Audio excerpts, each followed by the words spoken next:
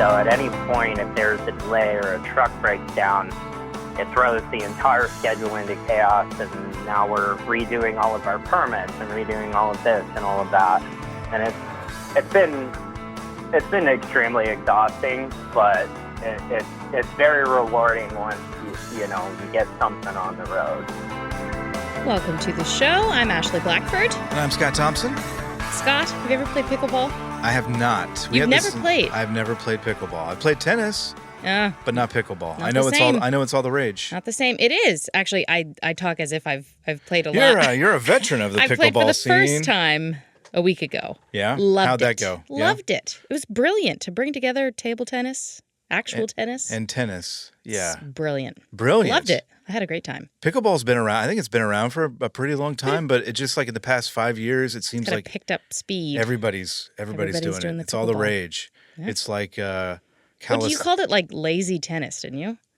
I will neither confirm nor deny calling it lazy tennis. I mean, hey, if you're playing pickleball, you're not lazy. But it's exercise. It is. is. So I cannot. Less running, less coverage than tennis, but still.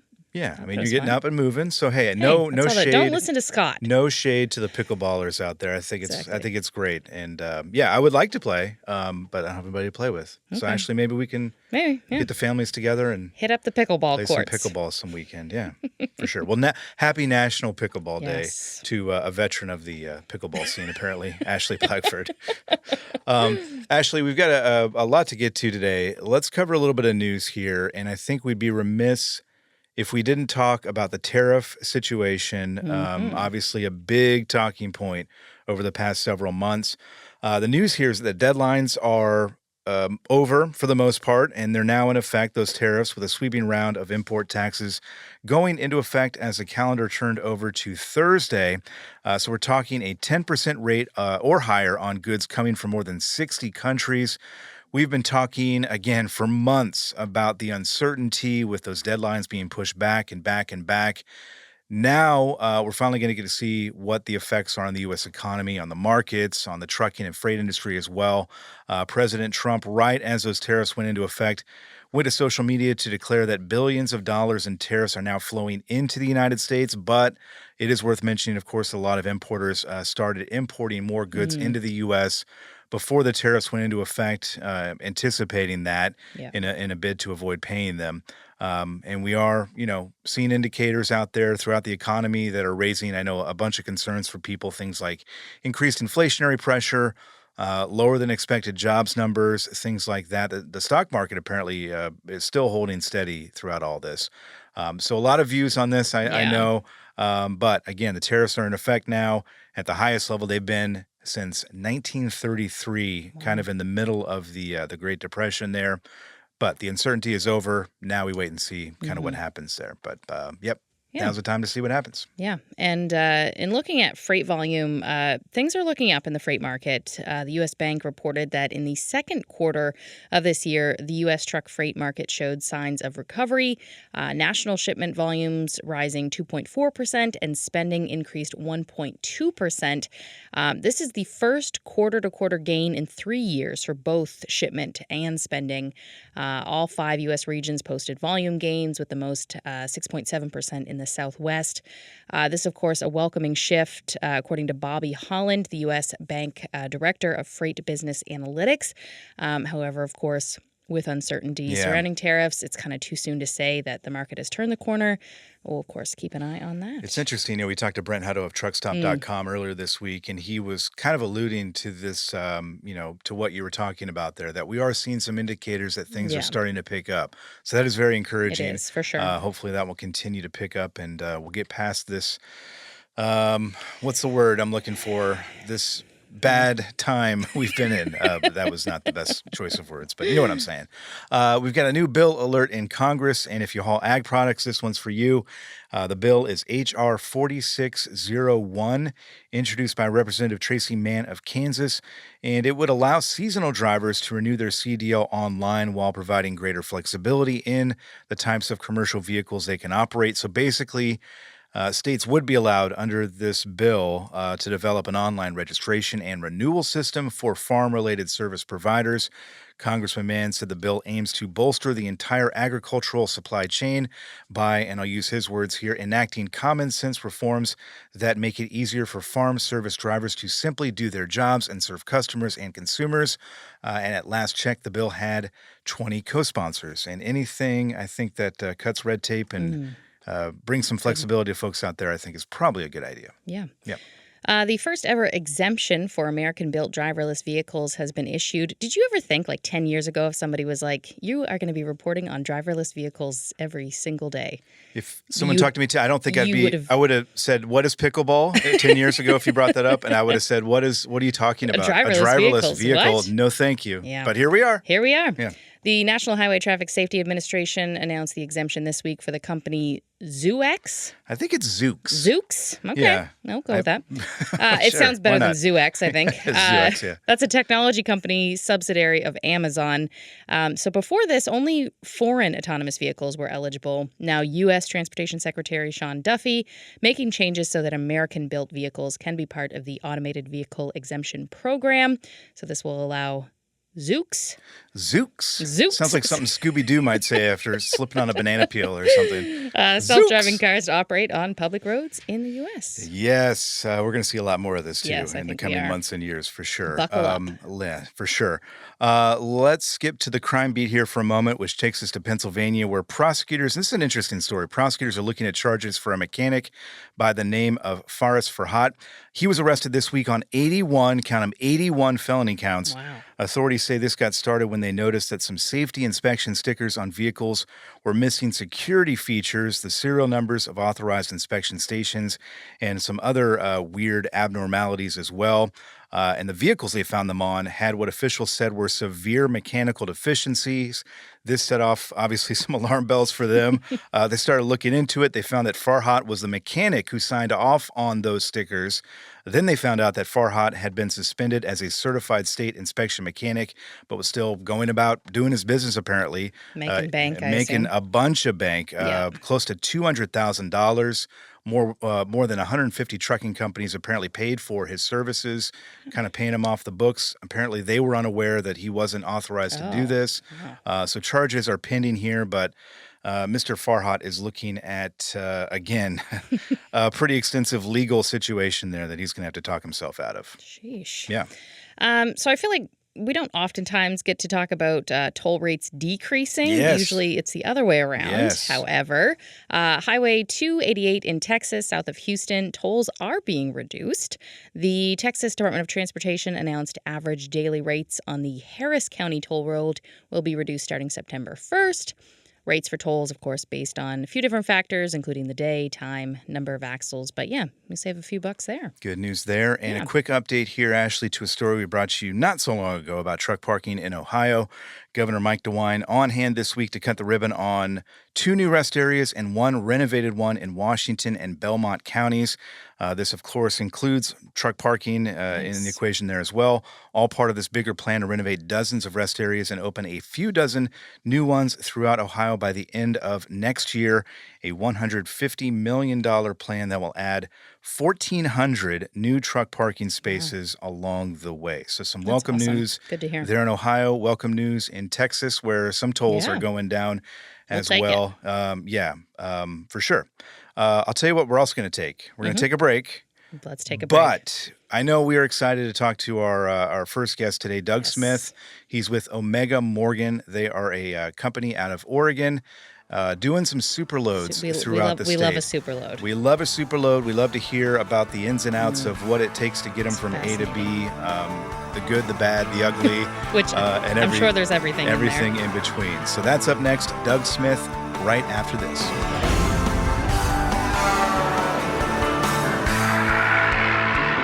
And welcome back to Trucking with OOIDA. Ashley, I'm excited to speak to our next guest. Anytime there is any mention of a superload out there, immediately interested.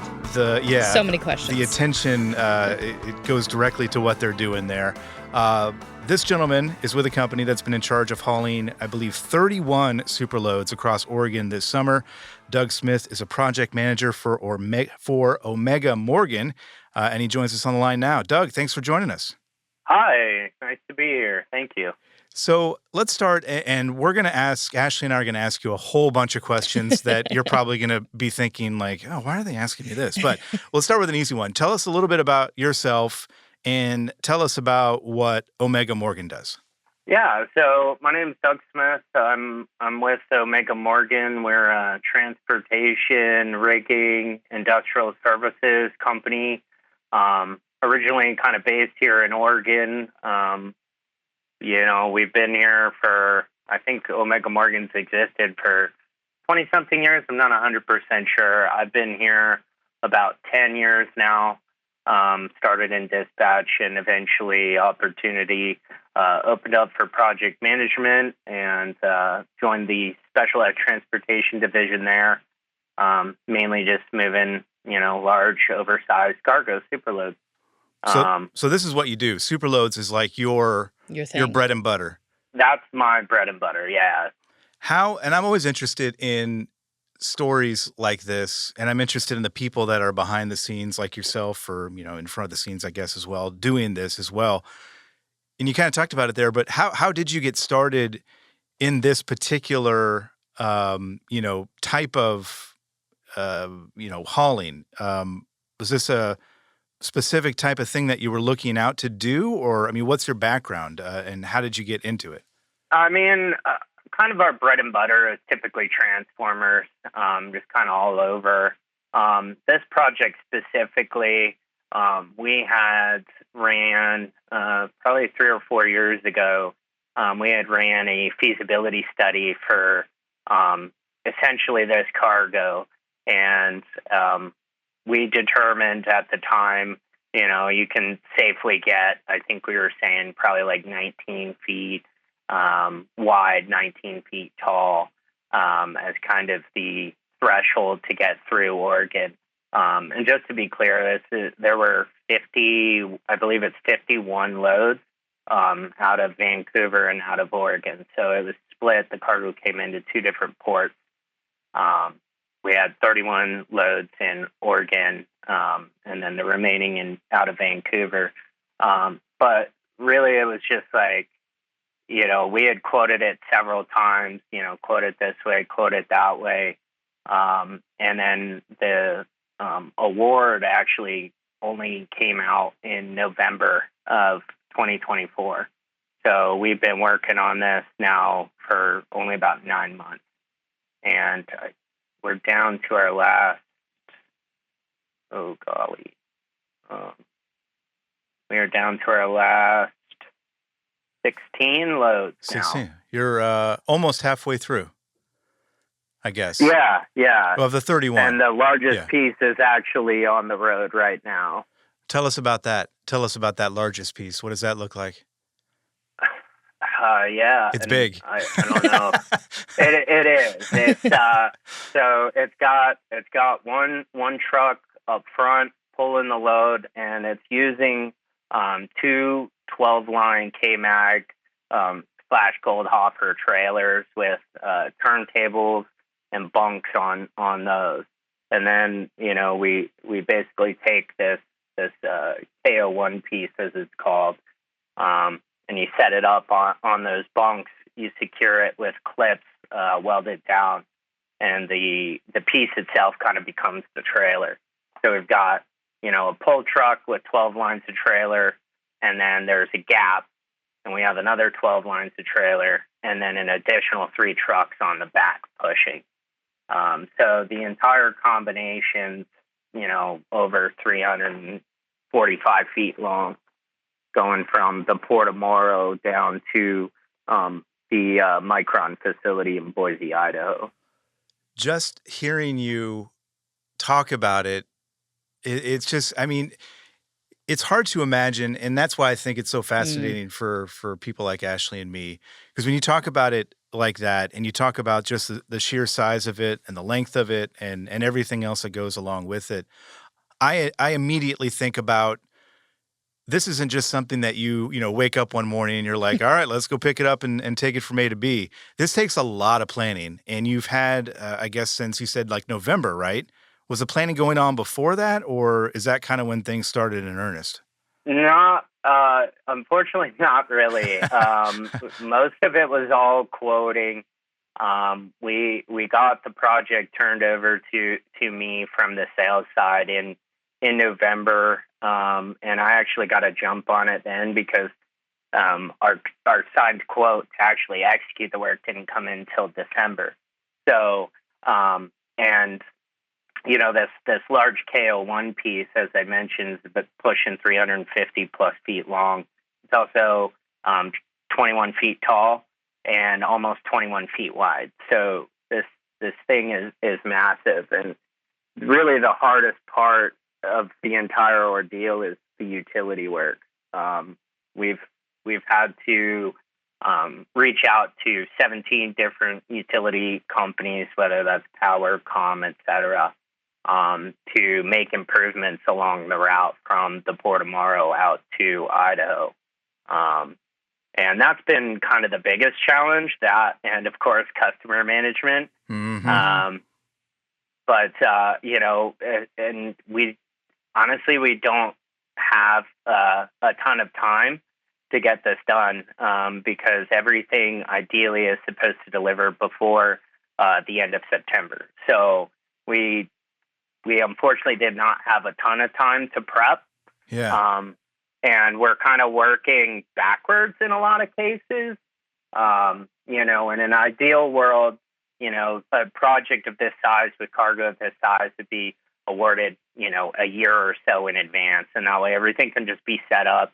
We would have had time for these utilities to get everything out of the way, and, we can just breeze through. Well, unfortunately, that's not how this project has been turning out. So we started the project with, what can we move, right? There's a priority for the site of what should come in, but we haven't been able to make that because we're up against height constraints, right? Yeah. The utilities are still out today working in some parts of our route. So we have to coordinate around them, and whatever lines don't get moved, they need to be moved, as we come through. And with this many loads, it's better to get everything up and out of the way or buried under the road. It's also, ultimately cheaper as opposed to having 17 different companies come out every single night we move for these 31 loads. So how many gray hairs have you picked up over the past 6 or 7 months? Because it sounds very stressful. I honestly, I couldn't tell you. We have a really good team here. We've got myself. We've got somebody, Deanna Nettles. She's been great. She's been kind of dealing with the utility side. We have a pair of permitting people working on our permits to just try to keep things as smooth as possible. But it's difficult, and it's basically just hot lapping runs. So at any point, if there's a delay or a truck breaks down, it throws the entire schedule into chaos, and now we're redoing all of our permits and redoing all of this and all of that.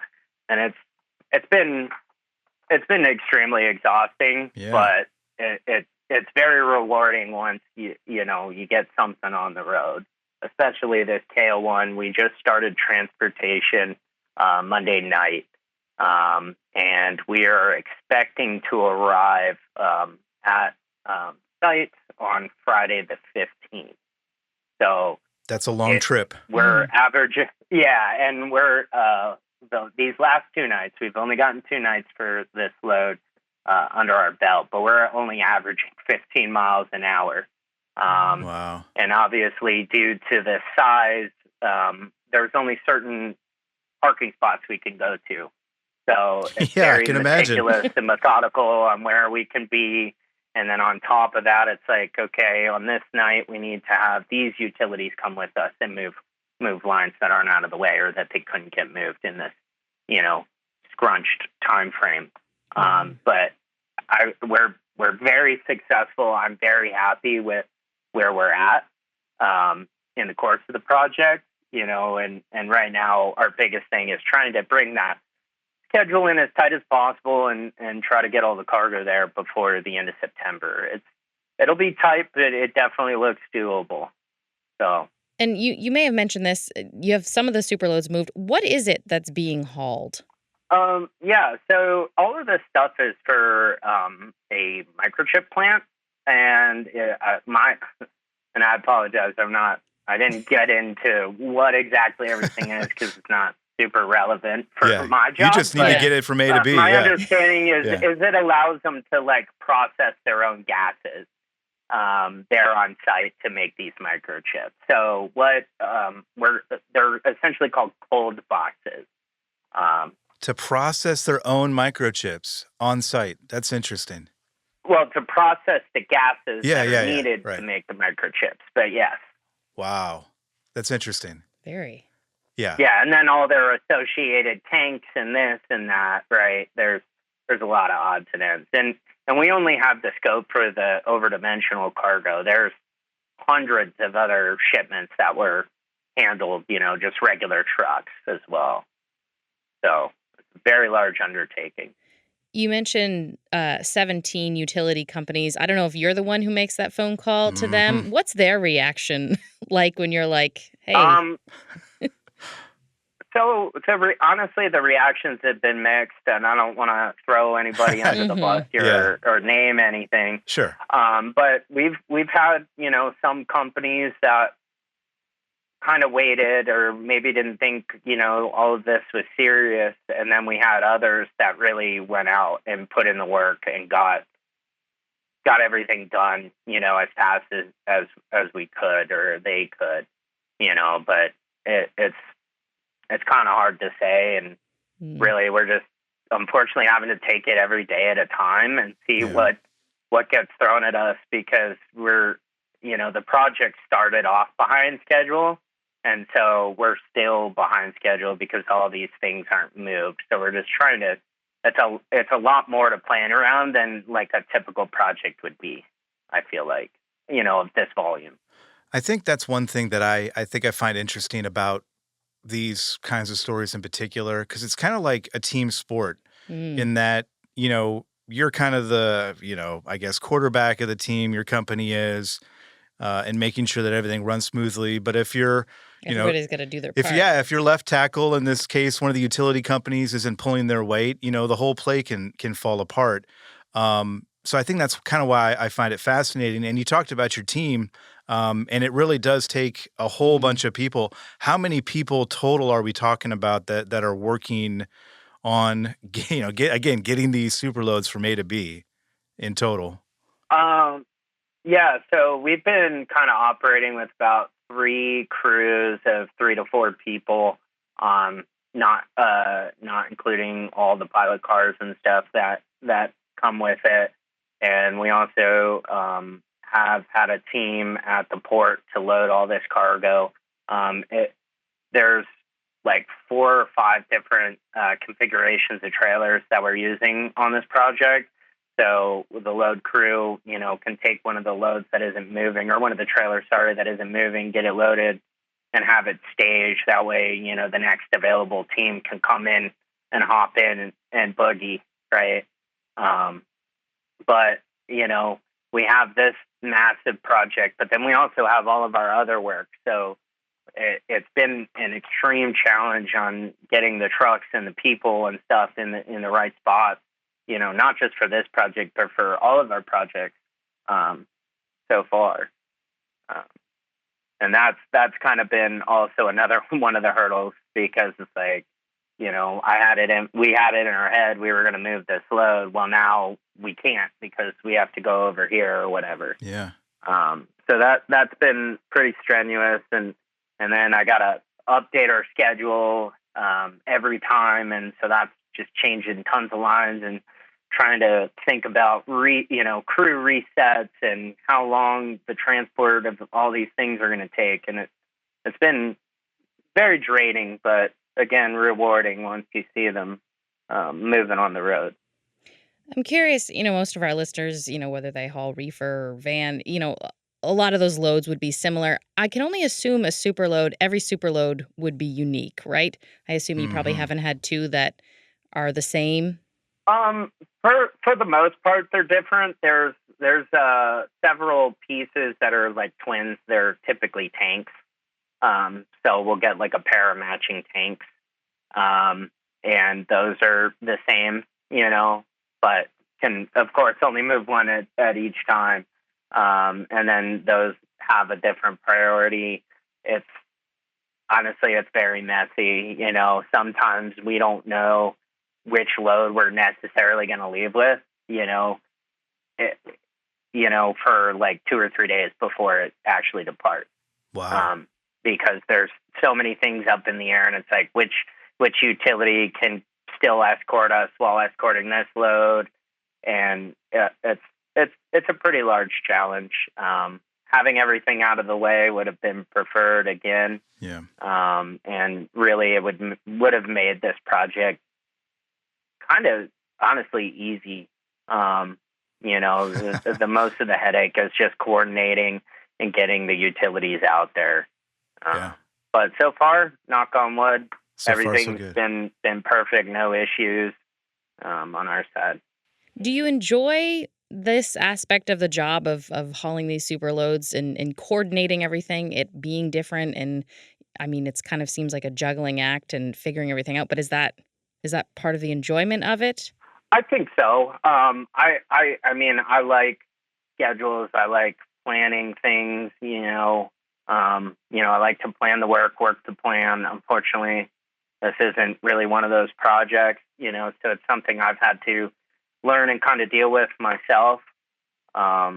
Hey, Doug, I want to stop you right there. If you wouldn't mind hanging on for just a moment, we do have to take a very quick break.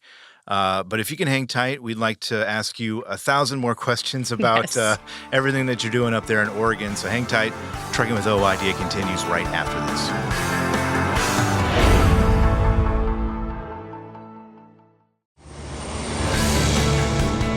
Welcome back to the show. We were speaking, Ashley, with Doug Smith, or are speaking, I suppose. He's still on the line here with us, of Omega Morgan, the company that is hauling those several dozen superloads across Oregon. Doug, we still got you on the line here. Wanted to ask you, you had mentioned earlier that everything has been going perfectly smoothly, and I think I'm paraphrasing what you said there. But I'm wondering, too, anytime you have a project with so many moving parts like this one, I think it's safe to assume you're going to have some close calls out there. Have you run into any of those situations, any problems, and maybe anything that's had you thinking, we've got to kind of think outside the box here and adapt to the situation that's unfolding? Anything like that happen? Yeah, actually, so this KO1 piece, which is the largest, heaviest of the entire group, requires the two 12-line trailers. Well, I had set up the start of the transportation probably about 3 weeks ago. I notified all the utility companies, like, hey, everybody, this is the schedule for this shipment. It's going to go this way. I need to get everybody on board. Here's our parking spots.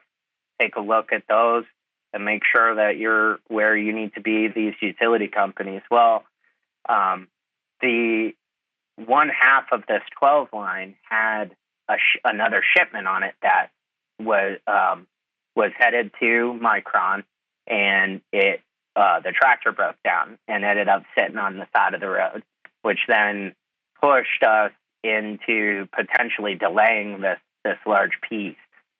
So we ended up having another 12 line come in and replace our half of the trailer with their equipment. So that way we could continue to maintain this schedule for KO1 for Monday. So I would say that's been the largest challenge, was having to pivot and then refit the bunks and the turntables to a totally different trailer, just to keep this large piece moving as it should. We did end up getting that other piece offloaded and got back. But had we not had that option, this one would have been delayed, and then it probably would have pushed out another 2 or 3 weeks, just to be able to get all the utilities to be there. Because some of them, they need to be scheduled a week in advance. So it's, kind of difficult. So any of these small issues, a day delay could be catastrophic in some scenarios. Yeah, just kind of knowing, and it's only been about 20 minutes, but knowing what I know about you already, Doug, about the planning aspect, and that's kind of what you enjoy doing. I imagine you kind of had a plan B already in mind, and probably have plan C and plan D also in mind too, if anything goes wrong, which I think, again, speaks to the challenges of a project like this. I want to ask you too, anybody getting behind one of these Superloads is probably not too happy with you and the driver and everybody else involved in it. Have you been getting reactions from the public as you've been going across the state, and what have those reactions been? Hopefully you'll tell me they're positive, but maybe they haven't been. I don't know. So not so much anymore. A couple months ago, yes, we got a couple of calls, but it was, so let me back up. I apologize. No, you're so as part of getting our Oregon permit, we had this massive checklist that involved reaching out to radio and newspaper and just kind of, the native tribes out here, and just getting buy-off from all these different people. And actually, I set up a press release that I sent out for radio and newspaper, and then in addition to that, ODOT themselves have been reaching out to me and updating that release. So when that first went out a couple months ago, people were calling and asking, questions or whatever. Hey, I need to go from here to here. Is that going to be a problem? But that's pretty much subsided. Every morning, or evening, just depending on the transport. I also have an email set up with all the law enforcement in the state of Oregon in one email, and I update them, in the morning, hey, we parked here. This is our plan for the next day. So kind of a lot of the people that need to know exactly where we're at. And on top of that too, the law enforcement, we give them GPS links to the trucks, so they can, any of these people, that have this link can pull up and see exactly where the load is at any point in time, which has been super helpful and making sure we get our permits and all that other stuff. Yeah. I totally spaced on the checklist problems to get permits. That wasn't nearly as bad as the utilities, but time consuming. Well, you got a lot on your mind, Doug. Yeah. So I think we can I overlook that. Yeah, no, it's all good. Scatterbrained. Yeah. I assume social media plays a part in this too, as far as getting the word out there, right? So I believe so. I don't actually personally have social media, so I haven't seen anything, but I would believe that Oregon's, pages and stuff have this information. I know that the gal Vicky Moles at the state, I think she updates it, every couple of days or once a week, the press release on their website as well, just kind of notifying everybody in the state there's slow moving loads. Yeah. Can we give a shout out? You mentioned your team there. Can we give a shout out to your drivers who are, doing the work here? How have they been through all this? You want to talk about them a little bit? So everybody in the office and in the field have just gone above and beyond. I'd like to give kind of special shout out to our three head superintendents, Sam Myers, Pete Euler, and Eric Benjamin. And Tyler Postman, I apologize. Tyler's been the one kind of dealing with the loading and all that stuff. Without those four, we'd be dead in the water for sure. We've got Tyson Friesen. He's one of our main drivers as well. He's hauled the majority of the loads, as well as Brendan Patterson and Cody Herman as another team, as part of our other team, as kind of the main players in the field. I apologize for anybody I missed. I'm sure they'll forget. Again, you got a lot on your mind, so I think they'll forgive you here. One quick question too, Doug. Obviously we're talking about this round of Superloads. Have you done other ones in the past? And what did those look like? What are some maybe memorable ones that you've done? Oh gosh, yeah, like I said earlier, most of the cargo we move is a superload in whatever state we are moving in. I would say, and I was just talking to a coworker about this project yesterday, but we had a project, and I can't remember the destination. I want to say it was BC, but it started in New York State, and it was in the middle of winter, and we got out there, and the piece was not the same size that we quoted. Oh no! And we had to, in the East Coast, you got to kind of stay short because all the infrastructure is a lot smaller, as opposed to out west in Texas and whatnot. And basically, I ended up having to ship all this extra gear to widen the trailer out to, I think it was 21 and a half feet wide, as opposed to, I think it was probably like 16 feet at the, they quoted in the you original 16? bid. Oh my gosh. 16 wide, and then we had to extend out to 21 and a half feet wide. That's a big difference. This is why you measure twice, right? Yeah. And then we had to rerun the route the entire way, redo all the permits, and then actually during the transportation, we had 2 push trucks because they just kept dying. They kept overheating, and so we were constantly having to swap push trucks off this trailer as it's moving across the country, and it was not fun. That sounds like a nightmare. Definitely. Yeah, I feel like, looking back, I'm definitely having a better time on this project than I was on that one. Oh, there'd be a strongly worded email or a couple phone calls if I were in that situation. I'm sure you had a couple of those too. It was not pretty. Not fun, fortunately enough, there was a lot of, it wasn't our fault. There were a lot of people that we could blame. So it just kind of got a little bit swept under the rug, and we made it happen, just like we're making it happen here. Yeah. How good is it going to feel when you get to the end of September and all of these are delivered and you're done with this project? It's going to, I can't fathom how it'll feel. It'll definitely, I'll be able to sleep a lot easier. I just know that, after this is, several months of, billing and other things, right? These utility companies are going to take forever to bill me and then bill the customer and those sorts of complaints. But I'm just ready to get all this stuff out of Boardman.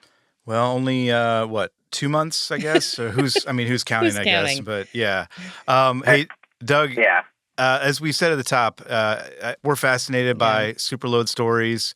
Really appreciate you talking with us through everything that you're going through out there and what it looks like. And maybe we can talk to you after September to see a more relaxed Doug Smith to see how it all went. But really do appreciate your time today. Thank you so much. Yeah, no, absolutely. Would love to be back.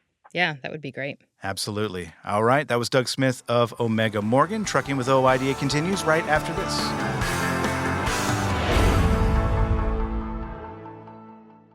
Thanks to all the hardworking drivers across the U.S. from the Allen Lund Company. Penske is the trusted source for quality used trucks.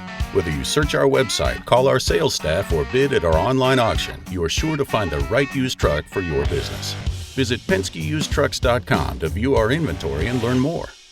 High heat and low lubricity can break your diesel fuel down fast. Summer driving means crowded roads, more stress, dust, and a bigger risk of costly engine damage. Howe's Diesel Defender protects from the inside out, cleaning, lubricating, and fighting injector wear. Visit Howe'sProducts.com. Are you tired of the IRS following you around like a dark cloud? Call 888-557-4020 and get your life back. At Truck Stop, we built a better load board for carriers like you. Sign up today and access over 600,000 loads on the most trusted online load board. Learn why the best in the business rely on Truck Stop to make more money and start driving your profit today. So we do this thing here at OOIDA, which I find interesting. I love them. Yeah. Employee spotlights. And so this week's I was absolutely fascinated by. And Linda Young, we brought you in to talk about yours. I guess first off, starting off, what is it you do here at OOIDA? I'm an insurance agent, customer service.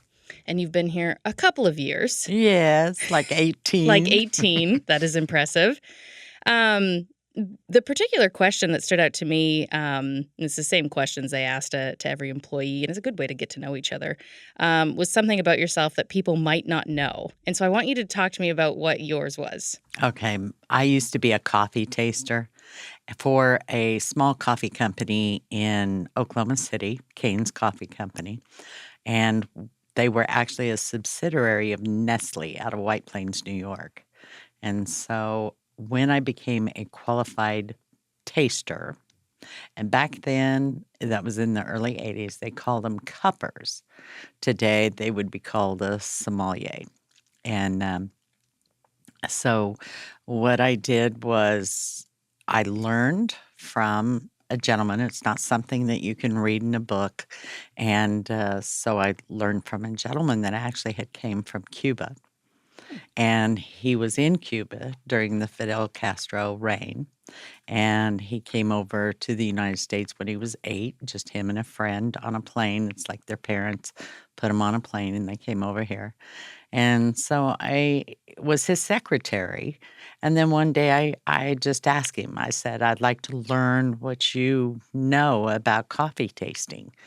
And so, of course, he had to have it passed by the board of Nestle. And at that time, there was like 183 men in the profession that were qualified cuppers in the entire world. And I became one of 3 women. There was one in Canada, one in Sri Lanka, and then I became the woman in the United States that was a coffee taster. I assume you like coffee then. I think do. That's probably a safe I love bet. it. What is that? I'm fascinated too, like Yeah. Ashley said, because you don't hear about this very often. I think nowadays, because coffee has taken on a new life, it's like almost like a personality for people in some ways. Back in the 80s, I imagine it was a little bit different, but how does one become a coffee cupper? I mean, you talked about the gentleman that kind of trained you, but I imagine you're doing a bunch of tasting, and what does that look like? Well, okay, so our office was off of a lab, and we had 2 lab technicians. And so we purchased the coffee. It all begins with purchasing the coffee through commodity brokers on Wall Street. And then you're buying from Africa, you're buying from Colombia, you're buying from Santo Domingo. And so once the coffee is purchased and put on the steamships, then it was also my responsibility to track the steamship until it docked in port, whether it be Houston or New Orleans or Miami. And then you have brokers at those various facilities that will draw a sample for you and send that sample up to your plant. And then my lab technicians, they would roast the coffee, grind it, and then, I would let them know. But with my direction, then they would keep me informed, your tasting table is almost ready. And so you boiled the water in these giant copper pots, probably about 2 feet tall. And once they grind them, you had it set around. They would tell me about 5 minutes ahead of time, your coffee table's ready. And so me and my teacher would go in there and sit around this big stone table that rotated. And you're on a stool that has no back to it or anything, but it rolls. And then you have a spittoon that's about 2 feet high. I was just going to ask that. It's like wine tasting, right? It is. You don't want to be drinking wine all day. I mean, don't- maybe you do, but especially if you're drinking Some coffee. people do. Yeah, that's true.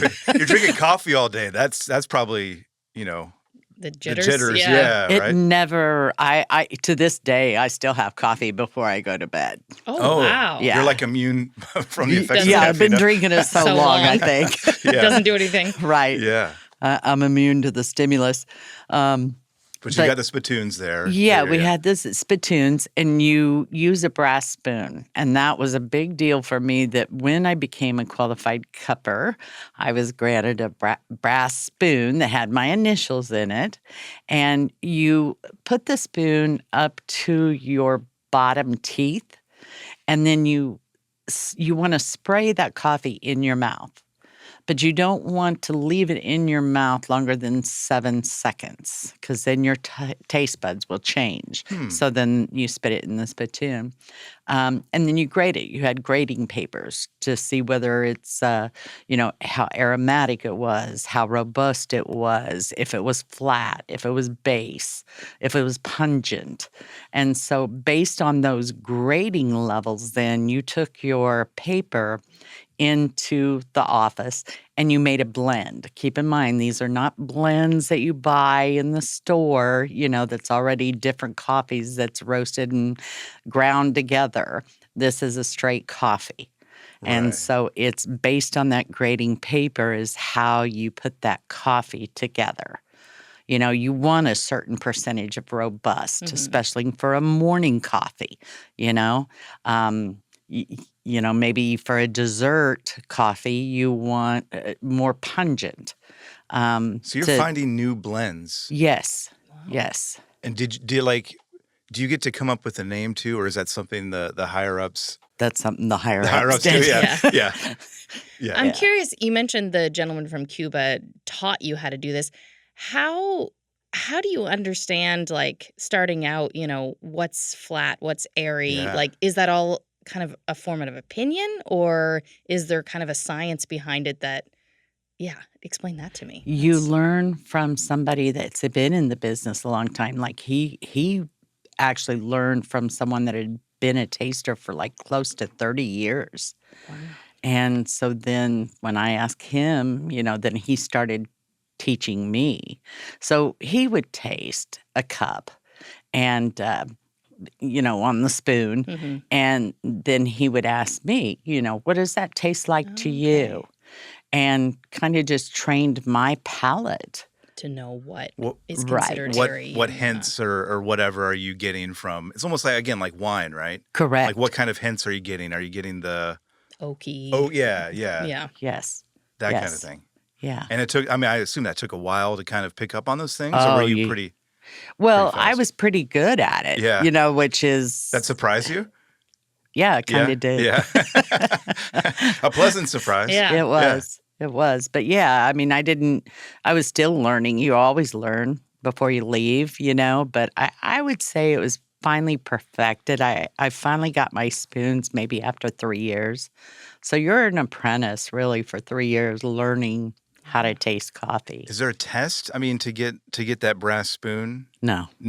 It's just your teacher. It's almost like think of like a sensei kind of thing in martial arts. Yes, when he finally says you're ready. Yeah. Yeah. Yeah. That's so cool. I'm curious. How long did you do this for? I would say a good 7 years. Okay. Did this ruin coffee for you?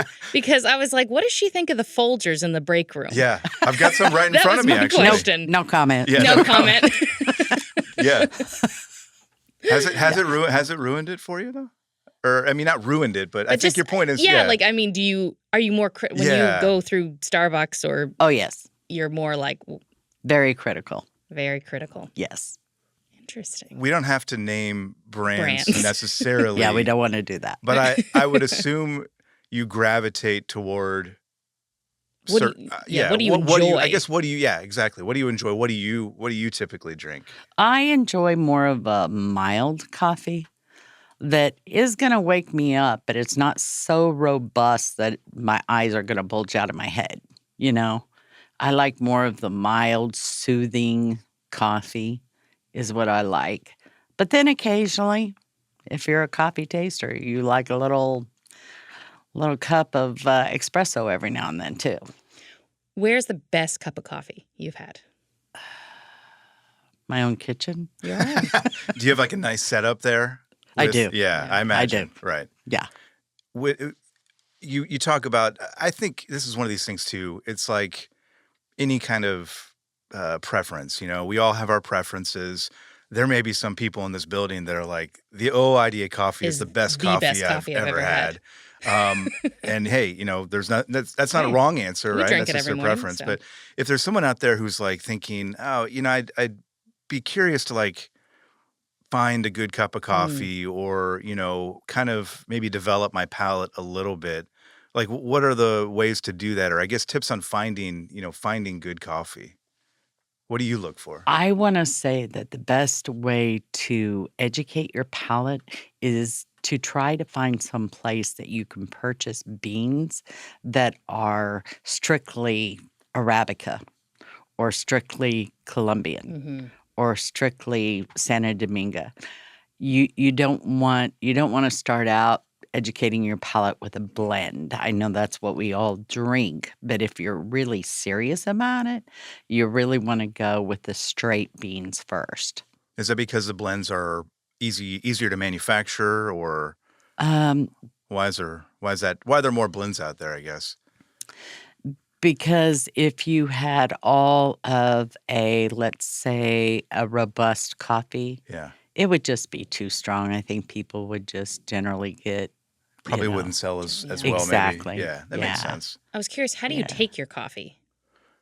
It's black, I bet. If I had to bet, I bet it's black. Black, or sometimes I'll drink caramel macchiato in it. Okay. Yeah. There you go. A little sweet treat. Yeah. Do you still have that brass spoon that you got? I don't. Oh, you don't? I don't. Did you lose it, or? No, I had to actually leave it with the company. Oh, wow. That's a bummer. Yeah. That'd be a cool thing to have around. It would have been. Yeah. Yeah. I guess I never really thought that there'd be coffee tasters, but that does, obviously it makes sense. But there's probably a lot more women in the industry now, I would assume. Oh, I'm sure. I'm sure. And since then, in 2013, Nestle actually sold the building in White Plains, New York, and moved to Arlington, and that's where they are today. Folgers, I understand, they used to be here in Kansas City. They've moved down to New Orleans. They're based out of New Orleans. So, a lot of changes. I'm sure there's a lot more women now. Well, just the coffee culture, too, like we were kind of talking about earlier. Compared to the 80s, again, now it's massive. People are obsessed with coffee. Yes. That has to have been interesting to have seen how that's shifted over the past, 40 years or so. Definitely. Yeah. What do you make of it? Is it just, do you think it's the culture change, or? Yeah. I think it's the culture change. Yeah.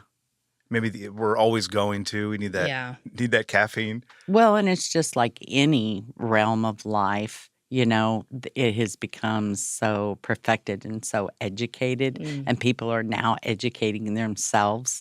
What used to not be important is important to them. Yeah. And definitely coffee is one of them. Yeah. That's awesome. For sure. Yeah, that is absolutely fascinating. Linda, thank you so much for taking the time to come in and share your story. You're welcome. Thank you. Our thanks to Linda Young for sharing her story. Scott, do you have anything interesting like that? Anything we may not know? Am I a coffee sommelier? No. No, I am not. I enjoy coffee, but I do too, no. but I don't think I could. Fascinating, though. I think it's so interesting Absolutely. to have heard that and what it all entailed. And it was very cool. I'll go enjoy some subpar coffee here in just a moment. Well, although if she's drinking the office coffee. Hey, that's an endorsement right there. There you go. All right. That's our show for today. Thank you so much for tuning in to Trucking with OOIDA. Stay safe. Today's episode of Trucking with OOIDA was brought to you by a dedicated team of people that includes Jim Fetzer, Keegan White, Tennille Flick, and Kim Boren. Got thoughts? We'd love to hear them. Call us at 1-800-324-6856 and leave us a message. Or you can send us an email to podcast@ooida.com, and we might include it on the show.